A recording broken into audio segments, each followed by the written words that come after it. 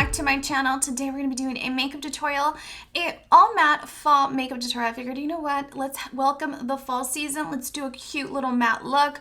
And this is definitely going out of my norm because you guys have been here on my channel, been following me for a while. I love a little shimmer, a little highlighter moment, a little gloss on my lips. So today we're going to do an all matte look, and I hope you guys enjoyed today's video. Everything, of course, will be linked down below. Please don't forget to like, share, and subscribe, and let's dive on in and get ready for our day. So to prep our skin for today's look, I'm gonna go in, of course, starting off with our Winky Lux Lip Sleepy Mask. You guys know here on my channel, I feel like it's super moisturizing. I love the scent to it, and I love applying this on my lips when I'm about to get ready or throughout the day, just because it really makes my lips nice and moisturized. And once I apply on like my lipstick or matte lipstick or something, it just glides on effortlessly throughout my lips. And then once I've applied on lip mask, I'll go in with the First Aid Beauty Pores Be Gone Matte Primer.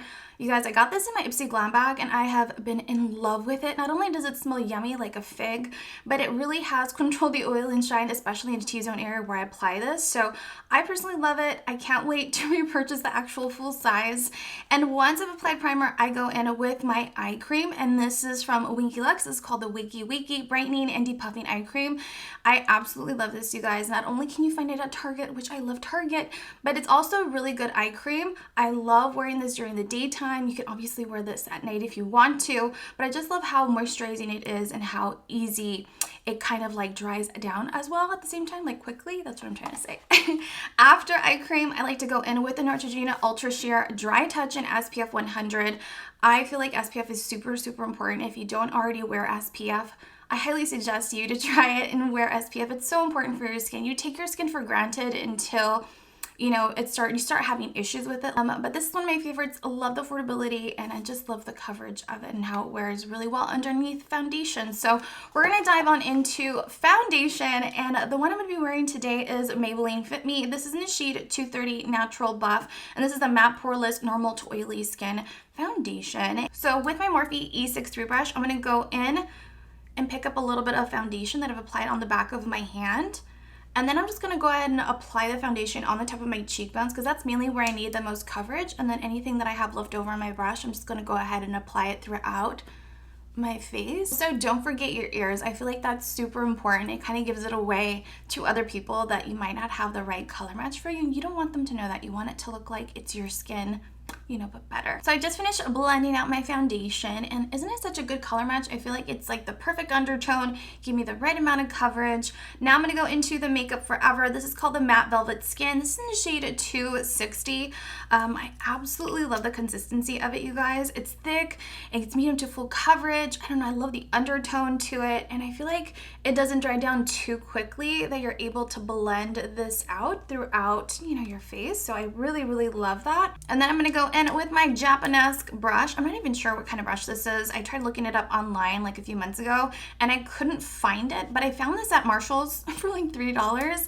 So I'm just gonna go ahead and look for one that's close to it, and I'll have it linked down below for you guys. But basically I'm gonna go in and blend out my concealer using this brush. Now that I finished blending out the concealer, I'm gonna go in to set everything into place, and I absolutely love this banana powder, you guys. This one's from I Heart Revolution. This is a loose banana powder. Smells like bananas. It is so good. I'm not a huge fan of the fact that it's loose setting powder.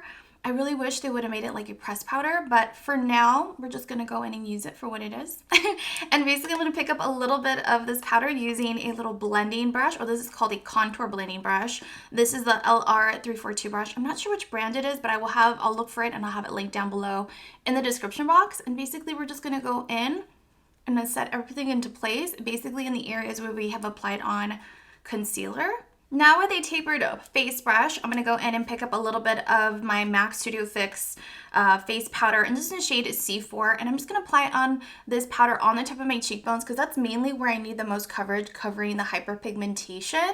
Now for the rest of my face, I'm going to go in with the Ciate London Extraordinary Translucent Powder to set the rest of the areas where I have foundation around my face. So I'm going to go use the same brush we were just using, pick up a little bit of this powder, and then we're just going to go ahead and apply it throughout our face to set everything into place. Now I'm going to go into bronzer, and I'm going to use the I Heart Revolution Coffee Bronzer in the shade Latte. By the way, they actually still have this if you are looking for a really good bronzer that's really pigmented, that's really affordable. I think this runs for like $6. I could be wrong, but it's really affordable. You can find it at Ulta. I'm going to go into this bronzer to bronze up my face. Keep in mind that I did break the top to it. It's a long story, but I've been holding on to it and taking care of it just because it's so good. I'm going to go in with my Beach Cosmetics brush and lightly dab my brush into this palette just because it's really pigmented and you can easily overdo it really quickly.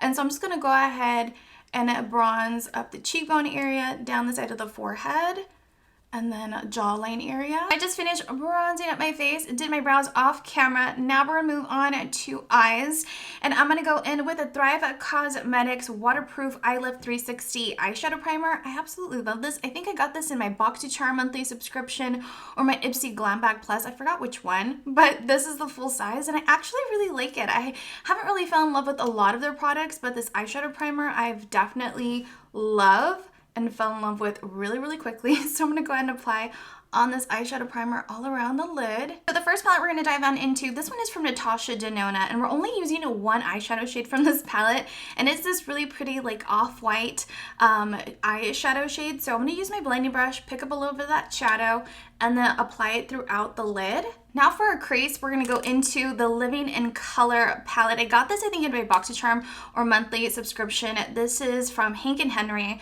I love this palette. I love how creamy the formula is. The packaging though is just thick and chunky, so I'm not a huge fan of it, but I love the formula of the eyeshadow. So I'm going to go back in with the same brush we were using earlier. I'm going to pick up a little bit of this really pretty orangey shadow, and then in the crease, I'm just going to go ahead and apply it on there, and then trying my best to blend everything as much as I can, doing circular motions within the crease of the lid. Now we're going to go into the same palette using the same brush. We're going to pick up a little bit of this chocolate brown eyeshadow in the corner of the eye. We're just going to go ahead and drag the shadow and then blending it in within the crease of the lid, doing circular motions. To be a little bit more pigmented, so I'm going to go in with a little blending brush like this one. I feel like it's kind of like a blending / detailed brush. I'm going to go bash into that chocolate brown shadow, and then I'm just going to lightly apply on a little bit more shadow and then blending it in throughout the lash line in the corner of the eye. And then with the blending brush, I'm just going to go in and blend out the edges, blending it slightly into the crease of the lid. And then we can go back into the Natasha Denona palette, pick up a little bit of that off-white shadow with our detailed brush, and then lightly apply it on the lid just to make it stand out a little bit more. Now to smoke out the bottom lash line, I'm going to go into the same palette we were using earlier, dabbing my brush into this chocolate brown shadow with a little dome blending brush. And I'm just going to go ahead and apply on this shadow in the corner of the eye, connecting it to the shadow that we applied on the upper lash, and then just blending it in really lightly. And then with a clean blending brush, we're going to go back into this orangey shadow in our palette, pick up a little bit of that eyeshadow, and then underneath the shadow that we applied on the bottom lash line, we're just going to go ahead and lightly blend it in to the bottom lash, just so I can have like a little ombre effect from the dark chocolate brown to the lighter orangey shade. But you don't want to pull it down too far because then it looks a little too much. So I finished on my eyes. I popped on some lashes. I'm not sure the name of these lashes, but I will look for them and have them linked down below. Recently came across them through Ulta's website. This is the Ardell Professional Wispies. This is the original feathered lash with invisible band.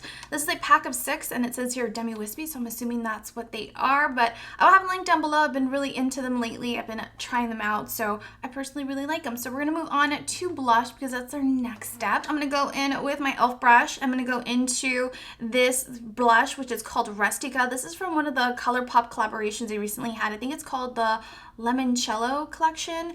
But basically we're going to go into this blush, pick up a little bit of that blush and apply on the top of my cheekbone. And then I've also been loving applying a little bit of blush on the little forehead area just to give it a little bit more of that warmth. Now after applying on blush, we're going to go into our lip. And for my lips, I'm going to go in with a matte lipstick. And this one is from Milani. This is the shade Desire number 450. For lips, I'm going to go in with the LA Girl lip liner, and this is called Sugar and Spice. So this is basically it. I have finished finish getting ready, and I hope you guys enjoyed today's all matte makeup tutorial. I absolutely love how my makeup turned out. Very festive, very fall, and very fun at the same time. You know, very sophisticated. Such a mood. I hope you guys enjoyed today's video. If you'd like to see any other makeup tutorials, comment down below on video suggestions. I'm always looking for ideas. But basically, everything will be linked down below. Please don't forget to like, share, and subscribe. And as always, I will see you all in my next video. I love you all so, so much. Bye!